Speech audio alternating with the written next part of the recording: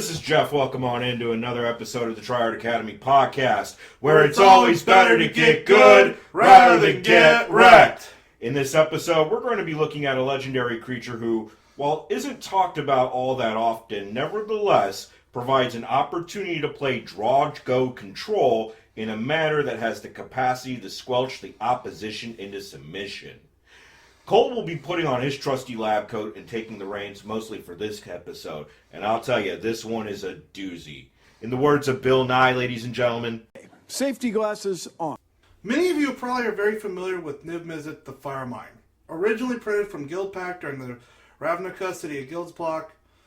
And if you ever played with him or against him, then you probably know he's synonymous with the Curiosity combo.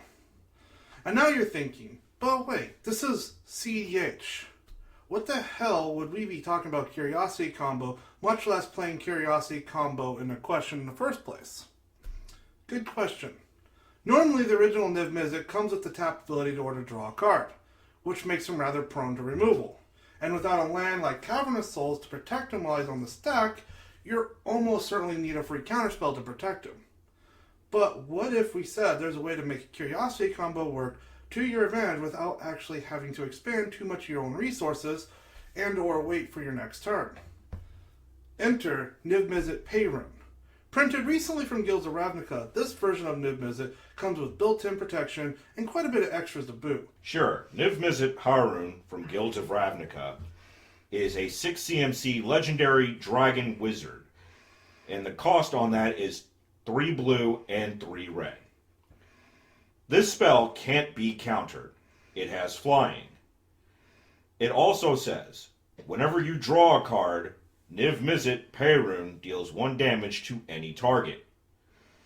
Finally, it also says, whenever a player casts an instant or sorcery spell, you draw a card. If you ever had a curiosity for explosive bouts of weird science, but you couldn't stand your general getting countered, then this version is better suited for you. Because this time around, Niv-Mizzet comes in with built-in counterspell protection and can draw cards off from your own instant and sorcery spells, as well as instant and sorceries of others. Which means, other than cards that deny you extra draws like Narset, Barter Veils, and Notion Thief, almost no other cards can stop Niv Curiosity combo. Really? That's pretty powerful. Oh, most definitely. Man, that's like putting extra cantrips in your cantrip so you can cantrip with a cantrip while you cantrip. Speaking of which, let's talk about some of the strengths of this archetype. I like it. Looks like a porcupine in a nudist colony. Niv's sole purpose in life is to be a thorn in the ass of anyone who sits at a table with him. He has no patience for anyone who doesn't expand their own mind or explodes while doing so. So, I mean, I would imagine that curiosity might kill the cat normally, but really not in this case. In this case, you're talking about curiosity effects really being a killer, and I would imagine would be necessary to use these kinds of effects in order to get there. Yep. Now, to supplement curiosity, what are we going to be using for curiosity in addition to it? We're also using a tandem lookout and Ophidian Eye to get the job done, which are very similar, but in their own way a little different from the fact that one's a creature, the other one's an enchantment that also happens to enchant itself at instant speed. I like that. Speed is killer, baby. Oh, yeah. But I would also imagine that for every single science experiment that we conduct, we're going to probably need a backup plan in case things go sideways. In case of fire, break glass. Right. And don't think for a minute in this kind of a situation that we don't have a backup plan either. In this instance, our backup plan actually comes from M20 in the form of Glinthorn Buccaneer. So, just in case you're wondering how this works, here's the recipe. Number 1, we'll need Glinthorn Buccaneer on the field along with any curiosity effect attached to him. Number 2, we will also need a Major Eldrazi Titan in our deck in order to reshuffle the yard back into our library. And then number 3, during our cleanup step, as long as we have 8 or more cards in hand at the end of any of our turns, we will automatically win outright. Basically, by discarding the card, by forcing our discard, we will be druid into the effect of the Glinthorn Buccaneer's ability of whenever you discard a card, deal 1 damage to all opponents. Right, which then lets you draw a card off of each opponent. Thus, by reinstating the thing of going down to the cleanup step again, we have to discard another down to 7. Right. Repeat and it's finished. By the way, to those who probably heard of this, doesn't this pattern sound familiar? Yeah, it does. It very much sounds very similar to the Git Monster when you're dredging. Exactly. And if you said the Git Monster yourself, you're definitely right on the money. In this case, we'll be using our cleanup step to act as a discard outlet, much like Gitrog does with Dakmor Salvage. Now, these are probably not the only strengths to consider with a deck like this. In fact, let's go ahead and discuss those individually. Now, those items that relate to our action suite, our commander itself, and the way the deck is built are going to be the specific things that we're going to be touching on. Yes. Number one, of course, the amount of interaction we have here allows us to protect our AB combo Niv Curiosity fairly well. This is because our commander isn't going to be countered through conventional means, by the way, unless they're running like something that exiles cards off the stack. Right. Yeah, our commander is always going to touch down, which means that basically we're going to save our interaction for protecting our own combo here, which in the case of protecting our curiosity effects through other people trying to counter them, Sure. or protecting Niv-Mizzet from removal. I agree. That's pretty compact when you think about it. Yeah, 2 cards? Really? One of them's in the command zone? Yeah, seems good. Now, I would imagine also that due to the fact that our commander can't be countered, coupled with its inherent cantrip power, this would definitely lead to a certain sense of inevitability. And the number of cards, frankly, that this commander can draw far outweighs, generally, any other commander, provided that we have gas in our hands. Almost definitely likely. And another thing about this deck, too, is that this deck inherently, because of the nature of its construction, inherently sidesteps a number of common stax pieces, such as Blood Moon, Arcane Laboratory, just to name the nature of how it's built, and the archetype we're playing which is Draw-Go Control, makes us fairly resilient in the mid to late game, which is where we shine the brightest. In fact, speaks periodically, just to say it, Arcane Laboratory, in many cases, actually helps us. Right, because you're playing Draw-Go Control, and you're basically utilizing everybody else's end step in order to get additional profit off of Niv-Mizzet. And so what that ends up doing is it allows you to basically save your interaction for whoever's basically last in turn order based on priority. Exactly. Now, we'll definitely get into some of the weaknesses in a little bit, but I would imagine in the long run that this would definitely set you up for a potential end step win. More often than not. Yeah, you just literally cast Ophidian Eye at the end of somebody else's turn when they're all tapped out, and you go bonkers from there. Seems good.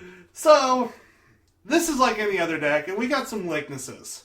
And this deck, well, let's just say, is a tad volatile. It's kind of like putting a packet of Mentos in a 2-liter bottle of soda. Ooh, that's kind of volatile. I like it. Kind of fizzy. I know, right? And if you've never seen that before, you're in a treat.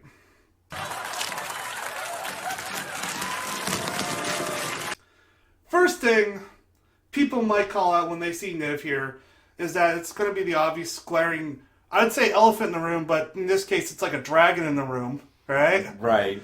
It's kind of like your in-laws coming over unannounced. Yeah, exactly.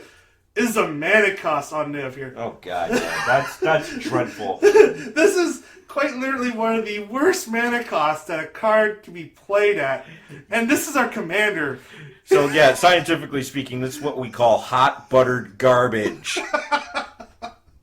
So, and it's like, this is literally the worst part about this commander, in my whole opinion, is the fact that because of the fact that he does not have any generic mana symbols in his mana cost whatsoever, it literally forces us to play a plethora of mana rocks that are colored. In fact, this actually forces us in a line where any land that generates colorless is most often going to be a dead card for casting Niv.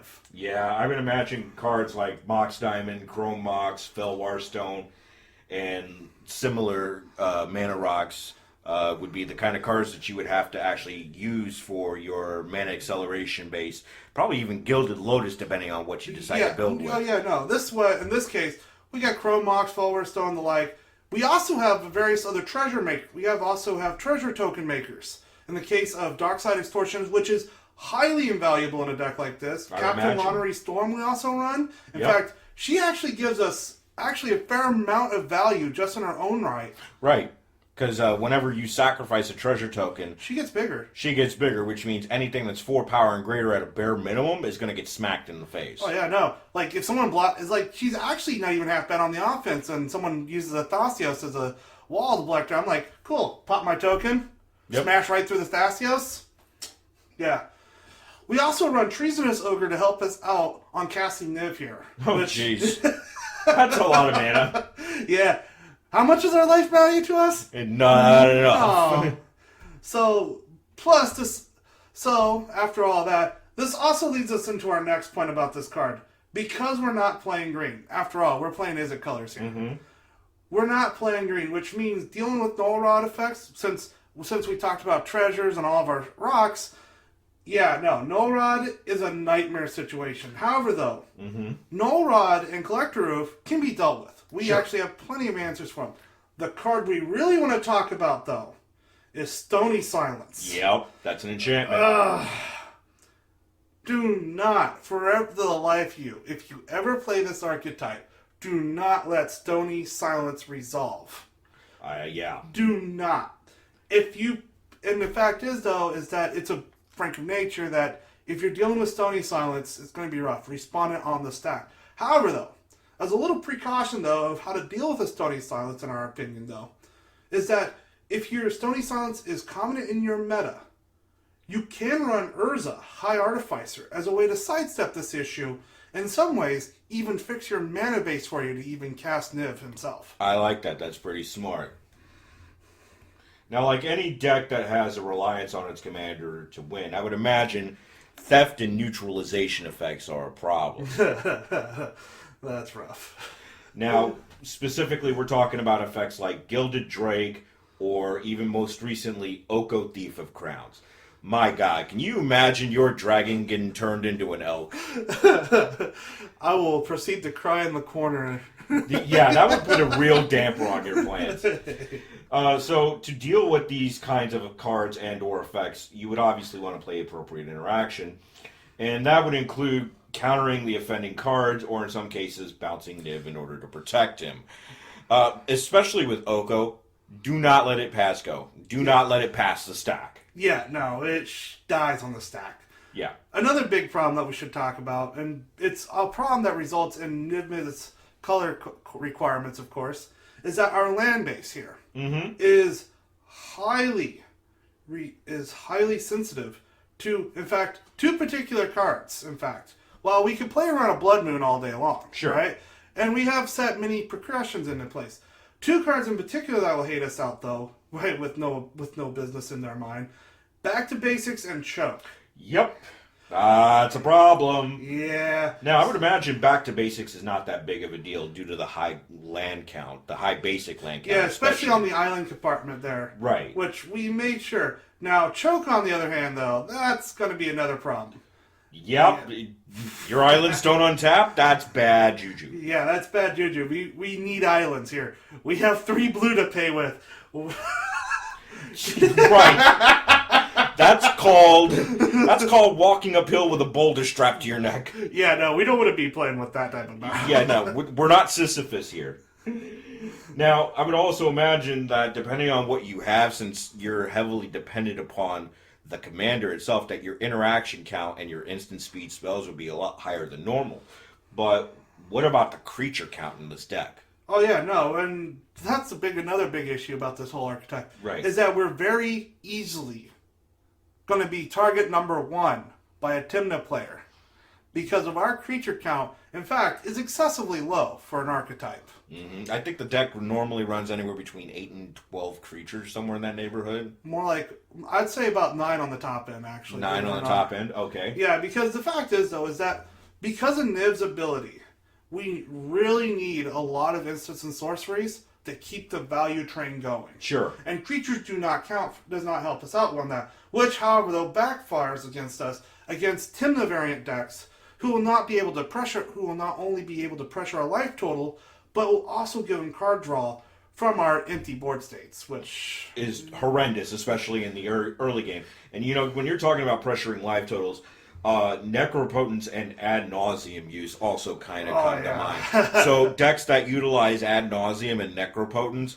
those might become problematic cards for us to deal with if we don't deal with them on the best stack. response for those types of cards? Counter them. Or in the case of Ad Nauseam, use Narset's Reversal.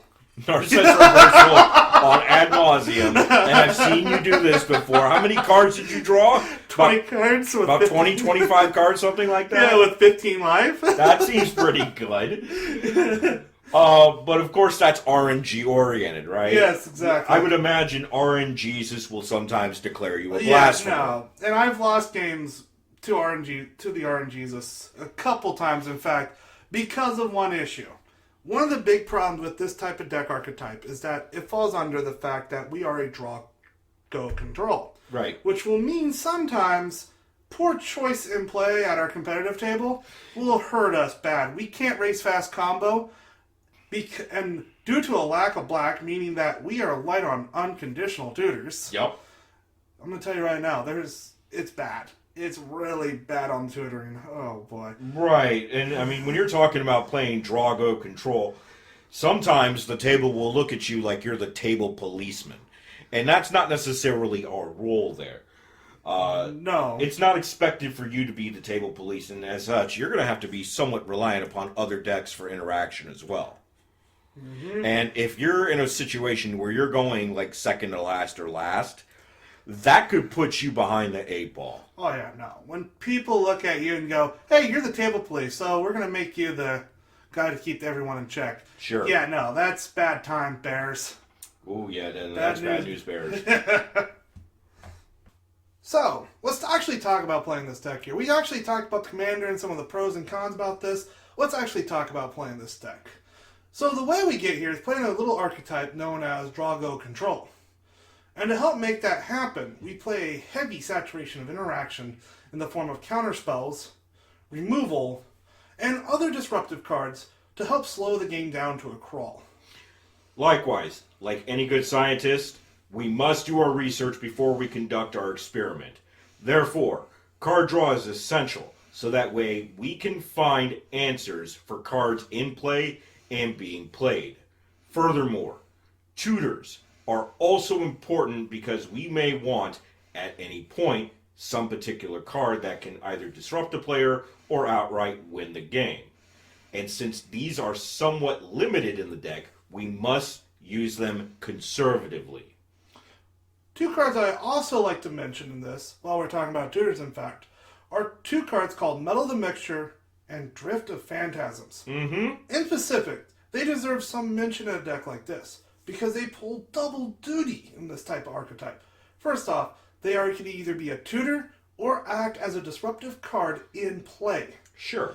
Also, not to make notion, and definitely not worth last, Narset's Reversal can be used to steal our opponent's spells or create unofficial copies of our own spells. In fact, we have hilarious stories about using this to our advantage. Right. So with Drift of Phantasms, that acts as a blocker for any creature-oriented decks, especially creatures like Tymna, for example. You don't want them. Block cast, it could block the fact that it's a 0/5 flying wall. Right, it's a defender, it will get the job done. It's not the greatest, but it will get the job done. Most definitely. As far as Muddle the Mixture is concerned, Muddle the Mixture will counter an instant or sorcery spell that may or may not be relevant. So it's not as good as some other 2-mana counter spells like Mana Drain, but it will get the job done as well. But this is where those cards shine. Yeah, this is where those cards shine, because you're talking about the transmutability specifically on that. Exactly. Muddle the Mixture can find any sort of actual good counter spell, like a Mana Drain, as we mentioned, or a counter spell, for God forbid, yep. Or any sort of 2-drop mana rock that you may need. 2-mana mana rock, removal in the form of Reality Shift, Gilded Drake. Gilded Drake is a great call too. Pyroclasm. Sure. Yeah, it does. Wipe the board. And Drift of Phantasms here could find us any 3-drop that we need, like Rhystic Study. Yep. Glinthorn Buccaneer. Yep. In case we're feeling particularly saucy, we could use it to find a Imperial Recruiter. Or Ophidian Eye. Ophidian Eye. Oh, yeah, no. In fact, Amphitheonize is one of the best targets for Drift of Phantasms. I agree, and now that we kind of touched on that, as far as Narset's reversal is concerned, you mentioned something about playing against an opponent who decided to accidentally reveal their ad nauseam. Yeah, no, it's like, as we stated before, one of my favorite targets for our Narset's reversal, still is to this day, and will probably will ever be, forever will be, is stealing somebody else's ad nauseum off the stack. Yep. How many cards did you draw off that guy? Just in one, that's not one situation. I used 15 of my life to draw 20 cards. That's pretty gross. Yeah, I like it. The worst part is we made him to play his card the next turn. And I still countered it.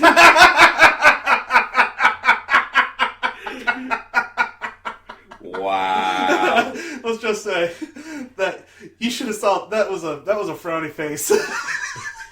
What was the name of that knight? I think it was Sir Galahad from Indiana Jones in The Last Crusade. He chose poorly.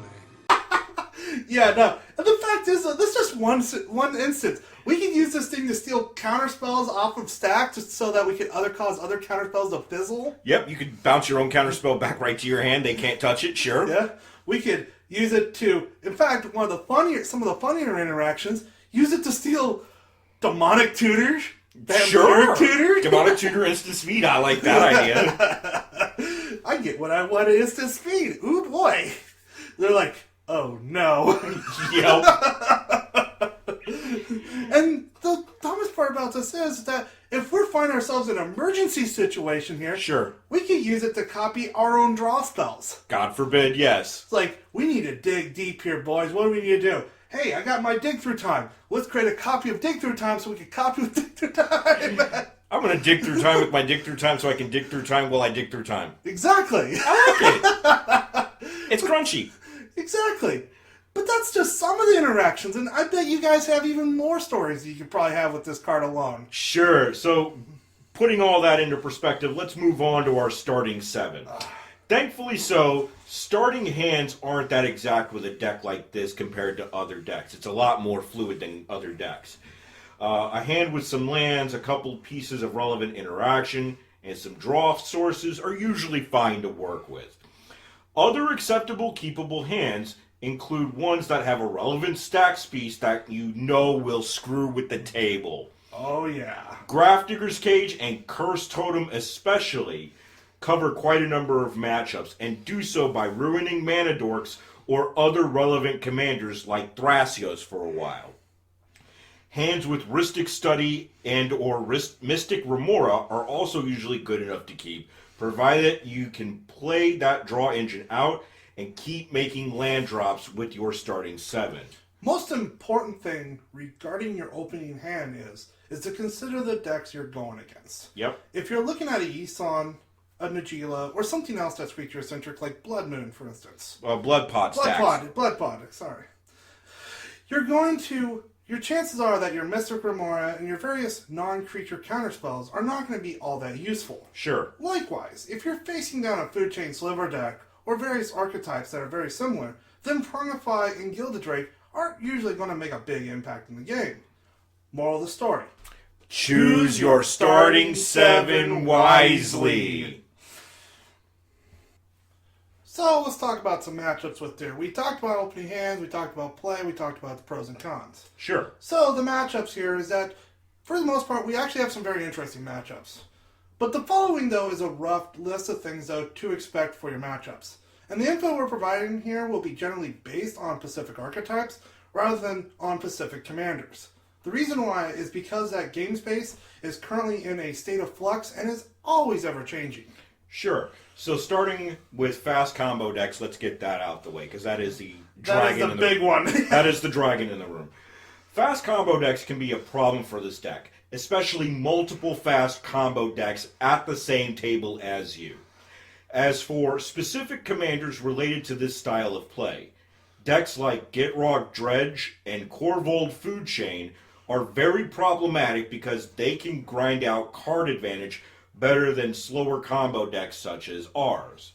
Regarding the Gitrog monster, A well-built Gitrog deck can keep on jamming must-answer cards like Necropotence and Ad Nauseam, and usually don't run out of gas all that often.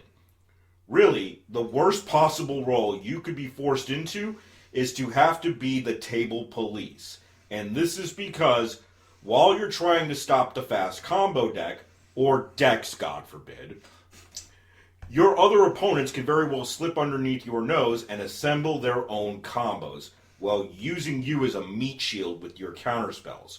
The best way to fight this scenario is to try to get your other opponents to use their counter magic to stop them. In the unfortunate event that you happen to be seated at a table with multiple Gitrog decks,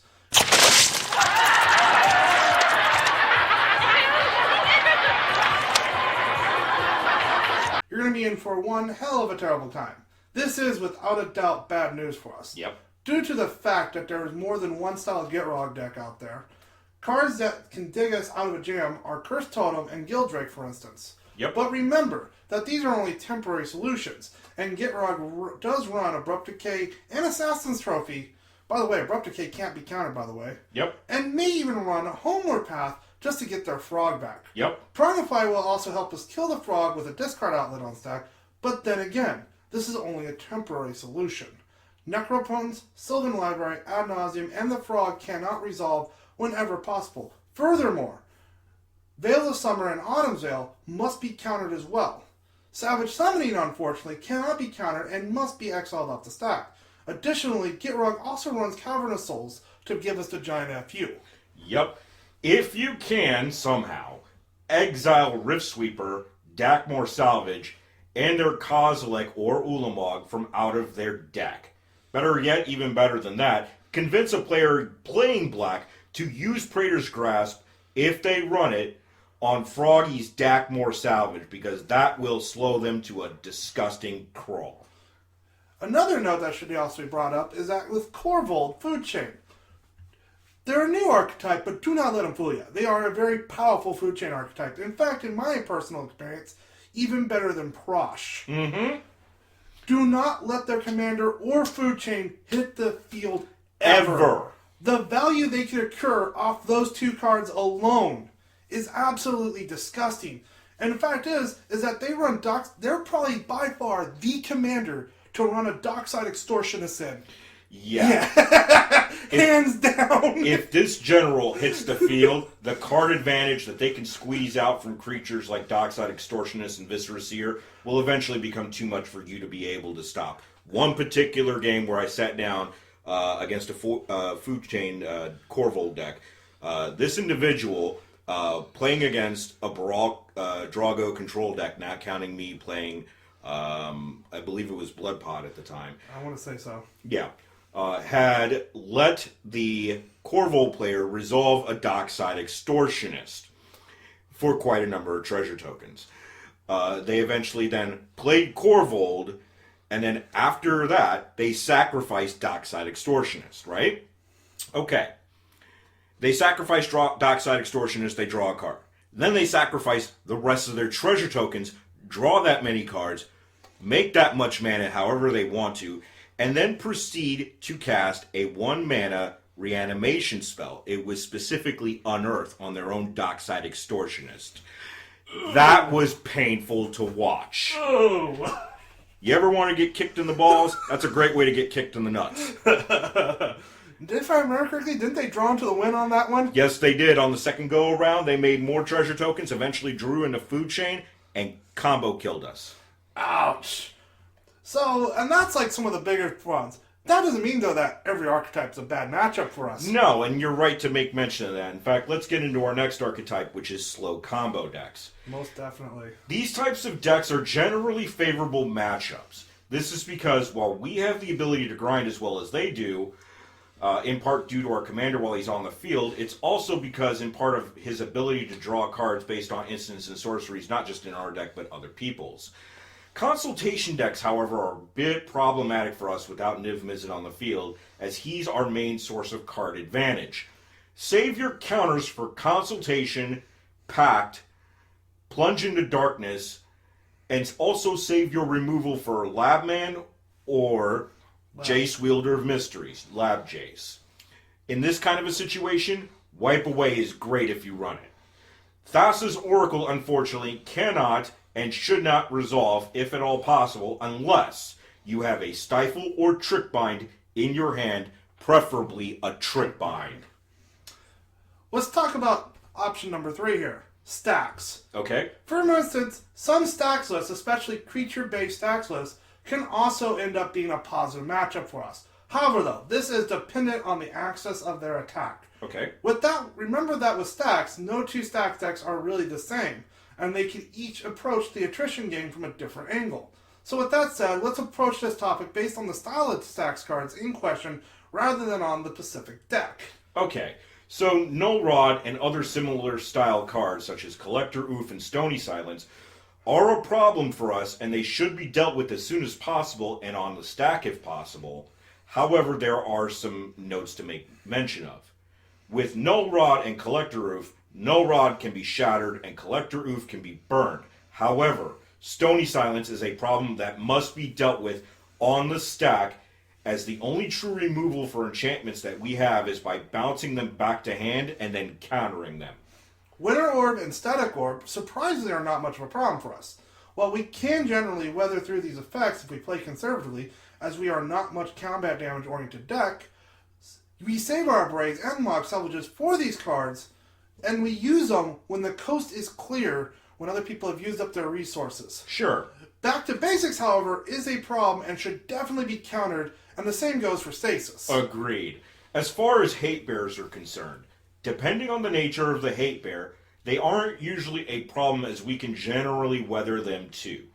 We can either surgically burn problematic ones like Kataki, War's Wage, Vexing Shusher, or Gaddock Teague, or we can use a Pyroclasm effect to get rid of them.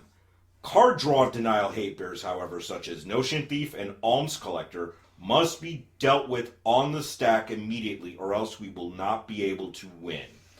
Blood Moon effects, which would include Magus of the Moon, actually help us indirectly by fixing our mana base. This is a fine to let go, assuming you have a few islands already on the field to keep your hand. Sure. As far as anti-search effects are concerned, cards like Aven Mind Sensor, Ashiok Dreamrender, and Stranglehold can be a problem in the long run for us. However, it isn't something that we can't weather through either, as our commander can draw his cards and ping things along the way. Aven Mind Sensor can be burned, and so can the Ashiok Planeswalker from War of the Spark. But Stranglehold is a bit trickier because it's an enchantment. Ideally, you'll want the greatest affected player to deal with Stranglehold specifically for you, but only let Stranglehold stick around if there's a deck that relies on extra turns and or tutoring or tutor searching to get the job done, and especially if you do not have a tutor in hand. Rule of Law, Arcane Laboratory, and Eidolon the Heroic are fine to let go, usually because we're actually more of a draw-go style control deck. However, though, Deafening Silence, is one caveat. We should deal with it if they're put into a deck that is a creature-centric for the most part. Agreed. As far as control decks are concerned, this is the next archetype we will touch on. Decks like Baral, Chief of Compliance, which is a Drago control style deck, and 4C Curiosity Control are usually not a problem. In situations like that, we can usually, for 4C Curiosity, drop an Ophidian Eye or a Curiosity on their Vile Smasher and piggyback right off of that. Oh, most definitely. However, be wary if a Zur sits at your table, and this is a completely, totally different situation that we need to touch on most separately. Definitely. Zur the Enchanter, frankly, deserves his own section, which is an exception due to the different ways that Zur can be built optimally. If Zur sits down, then you can be safe to either expect a Zuran Consultation build or a Shimmer Zur deck. If you're unsure, then assume Zuran Consultation for the time being, unless they drop Shimmermere. That is a dead giveaway for Shimmer Zur. In any case, do not let Zur resolve if possible, and definitely do not let them attack with Zur. The last thing you want them to do is find a Necropotence. Last but definitely not least, control variants of Zur are rather clunky. however they do exist. Yep. And you should be able to spot them quite easily if they drop like a Rest in Peace or stop dropping other, more unusual enchantments. Be wary, though, of a Helm of Obedience if they put out Rest in Peace from their deck. Agreed. So with all that said, a final note or two regarding the deck in question. Other cards that punish us for playing on other people's turns, like Price of Glory, are problematic for us. These kinds of cards cannot resolve as they are detrimental to our draw-go control plan. This also includes City of Solitude, Dosen the Falling Leaf, Grand Abolisher, and others like it. Finally, this deck is also matchup dependent. In plain simple English, that means three things. A. Do not go casting Niv-Mizzet as early as possible. That's one of the quickest ways to get blown out of the water. B. Be patient and selective in what you counter and what you deal with. And C. If you're going next to last or last, let others deal with problems before you do, if and when possible. Now, that's all the time we have for this episode of the Tryhard Academy podcast. We would like to send a quick shout out to Deek Mana and the rest of the Niv-Mizzet Parun Control cEDH Discord channel for their insight on this beautiful archetype. Mm-hmm. I will be posting my list as long as Deek Mana's list, which is the source of inspiration for building this deck. If you like this content and want to support the channel, feel free to like, share, and subscribe for more content. And as always, it's always better to get good rather than get wrecked. Safety glasses off, motherfuckers.